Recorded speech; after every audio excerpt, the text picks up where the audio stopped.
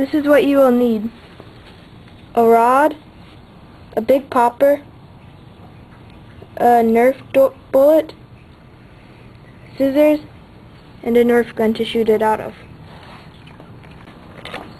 First, you take the Nerf dart and cut off the tip of it.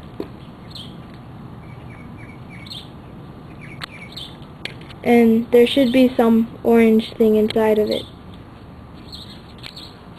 And then you take the popper and put it in the back. Then you take the rod and push it in all the way and load it in the gun. Looks like when you shoot it.